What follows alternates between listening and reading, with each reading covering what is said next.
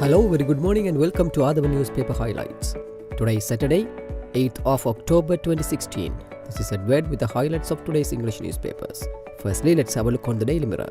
The main headline says, Government did not boycott SAARC summit. Amid concerns over the Foreign Affairs Ministry statement on Sri Lanka's participation at the SAARC summit, Minister Mangala Samaraweera said yesterday the statement was issued after several countries had informed Nepal, the current head of SAARC, that they were unable to attend the summit. Misuse of state vehicle. Fauzi noticed to be in court on October 28. The Colombo Chief Magistrate yesterday noticed State Minister AHM Fauzi to appear in court on October 28 in connection with the loss of 1.8 million rupees caused to the government by misusing a vehicle belonging to the Disaster Management Ministry between 2011 and 2014.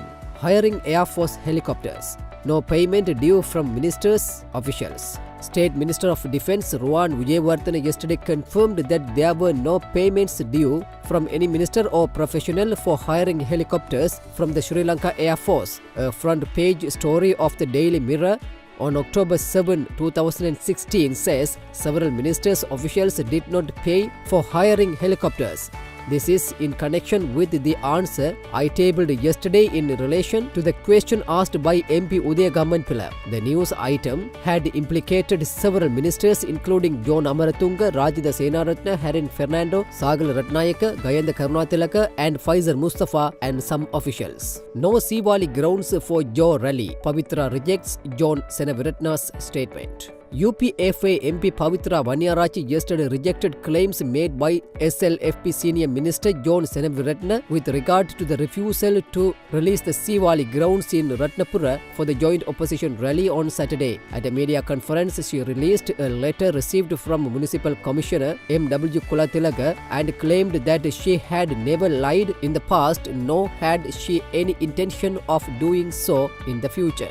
PM on Witness Warrant. Let's go ahead by preparing the new constitution.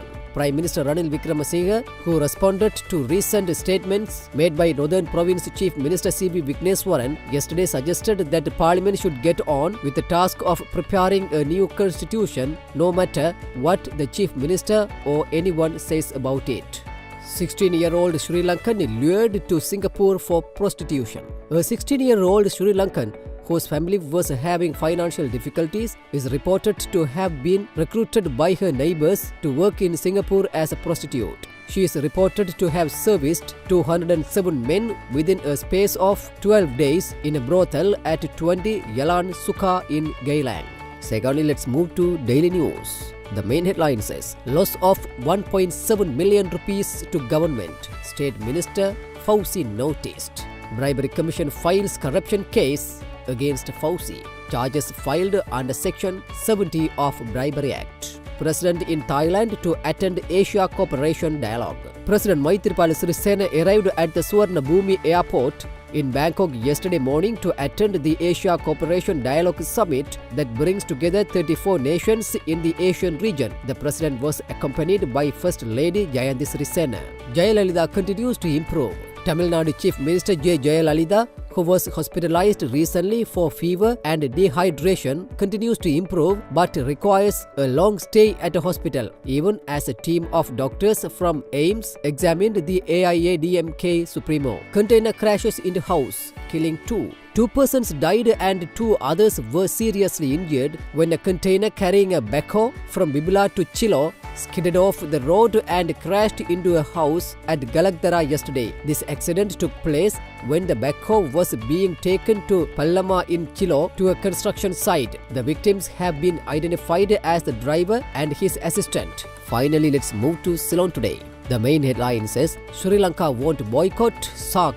Mangala. Foreign Minister Mangala Samaraweera asserted in Parliament yesterday that Sri Lanka has no intention of quitting the South Asian Association for Regional Cooperation and would not be boycotting the summit this year. Minister Samaraweera said Sri Lanka was of the opinion that the prevailing environment was not conducive to hold the summit. He added that he had conveyed this to the SAARC Secretary General at the body's headquarters in Kathmandu, Nepal. Santos bags Nobel Peace Prize. Colombian President Juan Manuel Santos has been awarded the Nobel Peace Prize for his efforts to end the 52-year conflict with left-wing rebels FARC.